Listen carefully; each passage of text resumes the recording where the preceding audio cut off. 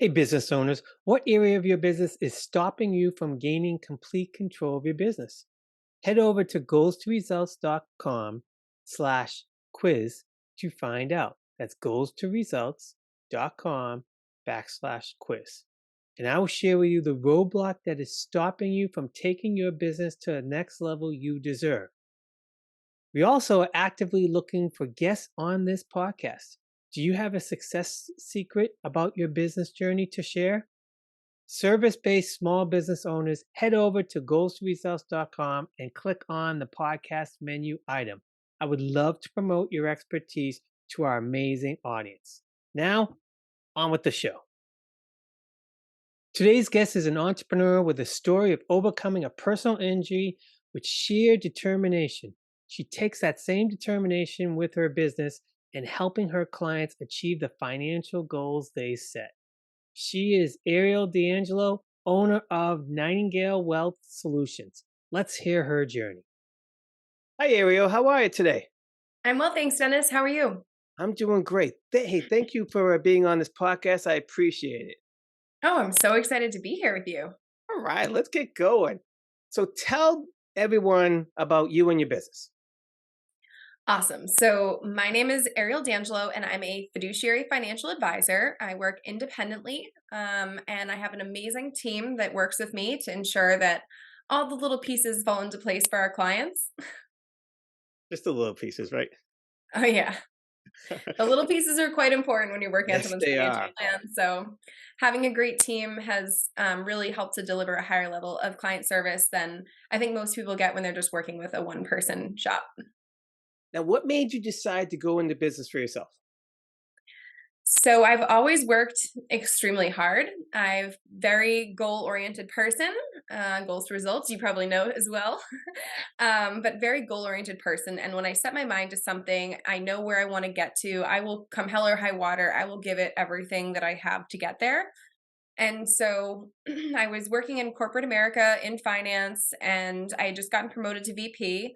I was one of the youngest VPs. I came home, told my husband, ready for him to pop the champagne, and he just looked at me and goes, I barely see you now for dinner. What does this look like when we have kids? And I was like, well, not the homecoming I thought I was going to get. So I'd gone to work the next day, and I had talked to a mentor of mine who essentially told me that while they did get to where I thought I was going to be going in my career, that they were pretty resentful of their fact that they didn't really have a relationship with their family. Like looking back now at where they are in their career, they realized that they had missed a lot along the way. So after having that conversation, I said, you know what? I'm out. I came home, I talked to my husband about the idea of starting my own business. I already had given a lot of friends, tips on how to buy a house for the first time or what to do with their student loans. I kind of was doing that sort of thing, working in finance, degree in finance. And he said, oh my God, I love this because for how hard you work for yourself, you would make probably twice the amount because rather than working just for some big company, working, 80 hours a week. So I pulled the trigger, I quit my job, went out on a limb, and I opened my own practice. So you quit your job before you had the practice, huh? Yep. Look at you go. When I go all in. Now, along the way, do you have like one success story that you could tell us about? Yeah. So on that crazy adventure of quitting my job, 3 months into building my own practice, I actually was in an accident. I used to train horses. I broke my neck and I was paralyzed from the shoulders down. After being there for about 2 hours, I was life flighted to Boston. I had a spinal fusion, and then I had to, after about a week in the ICU, I had to go to Spalding Rehab, where I had to start learning everything all over from walking, eating, getting dressed, the whole nine, all over. And so it was a couple months. It was about 8 months really before I got back to work, and like up and running at kind of full speed. A lot of challenges are along the way, a lot of neurological deficiencies, nerve pain, which if anybody has experienced that knows how horrendous that can be on you. But it was going through that experience. I remember distinctively, I was in the ER. I couldn't see anybody, not even my husband before surgery because it was COVID. This is 2020. And I'm getting wheeled away on the stretcher to go into the operating room, and I'm watching the lights flick over my head, and I just remember saying, "Well, at least I've said everything I need to say." And what I was referencing by that is that I had all my estate planning done. And beyond that, I had written letters to my spouse, my dad, my siblings, in case something were to happen and I wasn't able to say bye to them in a meaningful way. So I already had all that stuff set up. I had an emergency fund. If something, God forbid, happened on the table, I had life insurance that for my spouse would be all right. And so just having all of those things in place, like in that moment, the amount of peace and it just took a big element of stress off the table where it's already a very like stressful time. And then during my recovery, I had my emergency fund. I had all these things set up so that I didn't have to sacrifice any type of treatment, whether it was covered by insurance or not, in order to make my recovery happen. So I was living through that has just I already really believed in financial planning, having a finance background, but living through that with my family, not being able to cook, having a walker, having to get rides places, to therapy, physical therapy and occupational therapy, it's changes your whole life. It changes your outlook, and it happens in the blink of an eye. One out of four people will be out of work for more than 90 days due to and typically it's accident or illness, but the statistics are that it's probably illness. It's going to be some type of chronic illness, cancer, things like that. So I was already in like the statistically not probable category, and it happened to me, and it can happen to anyone. So I make sure that people and their families are prepared. Now, when you came out and the doctors and having a talk and all that, what was your prognosis? What did they say at that moment after surgery, what your life would be like? So the thing that's very aggravating if you're a type A or any type of data driven person is that I mean, when I woke up out of surgery as an ICU, they didn't even know still yet if I'd be able to walk. And so I'm sitting there and I'm like, well, can you give me the amount of people who've had accidents like this, how many do walk? And then they're like, well, we can't say because every spinal cord injury is different.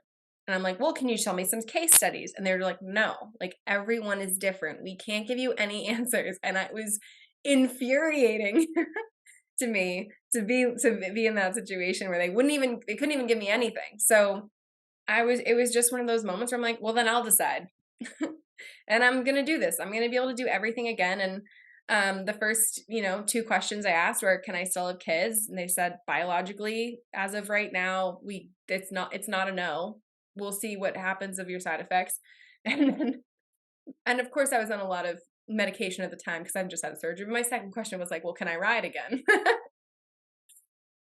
My husband was not pleased by that being my second answer, um, but yeah, and they were like, "Well, like, let's get to walking first." And I was like, "All right." And so I just made sure that I was the person I was doing the exercises in my, I was doing exercises all the time. I was finding extra things to do. I was pushing myself and people would ask me if I needed help and I'd say, "No, I'm doing it myself." And um it was a hard road, but like you just got to if you want it, you'll make it happen.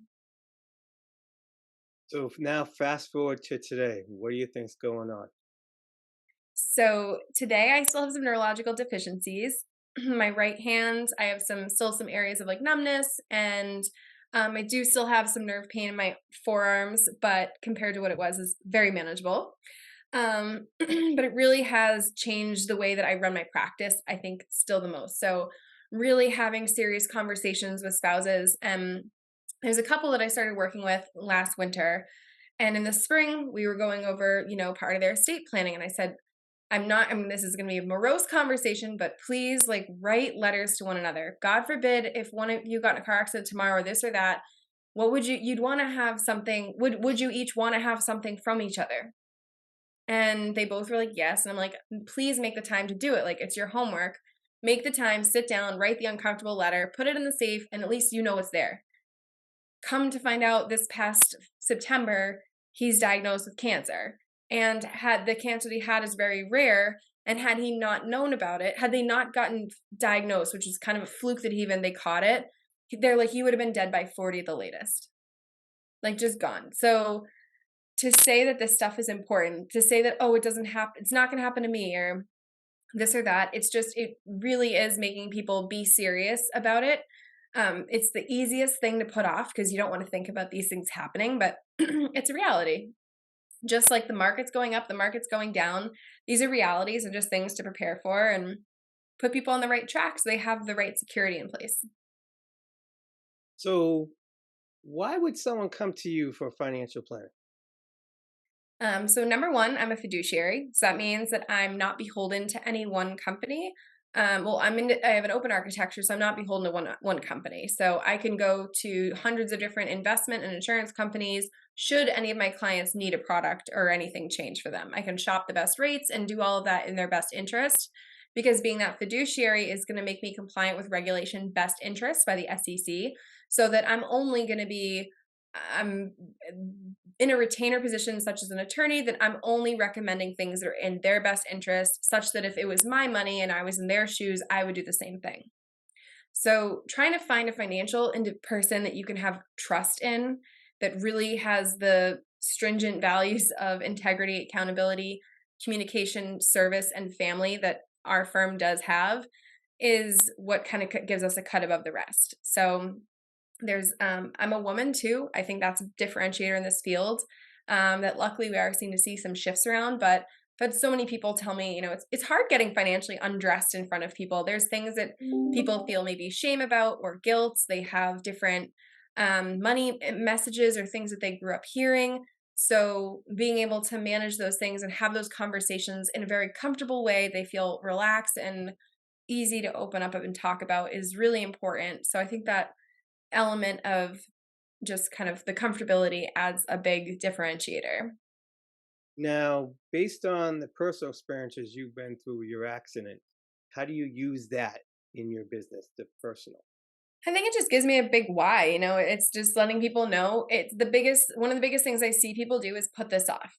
I've never seen one person who comes home and their favorite thing to do is say, "Honey, let's whip out the budget," or "Let's work on our estate plan," or "Hey, when's the last time we updated our benefit elections for work?"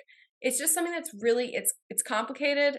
There's a lot to know. There's a lot of different noises and voices and information out there that's all telling you the right thing to do, and it's can be conflicting. So it's very easy to ignore. Oh, I'll handle it tomorrow. It's not something that they see as pressing in the now, in this moment. So I think that bringing a sense of the impact that dealing with this now can have on you in later on down the road, and if you wait, it could be too late. And it's the one thing you don't want to have see happen. I had a client who reached out. They were like, "Oh, we're going to work with you, but we want to start working together in 6 months." Um, he passed away. He wasn't even 40. 2 kids, a wife. He has no life insurance, no protection for his family, and died intestate. And it was 6 months. 6 months goes by like that. But they waited, and freak things happen like that, and it's obviously we hope that everybody lives long and happy lives, but expect the worst and hope for the best. And that will put you in a position that when those unfortunate things happen, your family is secure, they know where things are, and you're leaving behind something they're already going to be destroyed by you being gone. And so this is going to ensure that at least the financial impacts of that are going to be less of a burden. And where can people find out more about you? You can go to arieldangelo.com, or you could email me at arieldangelo@financialguide.com. Very good. Any final thoughts you have? If you are somebody listening that has been one of those can kickers who said they're going to get to it later, I highly urge you, especially you busy business owners that have 100 things on your plate, you're juggling all the time, make the time, and you'll be happier that you did. Hire a great professional team and make sure it's a fiduciary and somebody who will collaborate with the other advisors in your life, such as your accountant, and your attorneys. Well, thank you for doing this. I really appreciate it. You're a great guest. And it was a great story. It was a great story. I hope a lot of people, I know I've learned a lot already. So I hope you have a great day. I'll talk to you soon. Thanks so much. Thank you for listening to the Goals to Results Success Secrets podcast. For more information on Ariel, visit her website at arieldangelo.com or reach out via her email at arieldangelo@financialguide.com.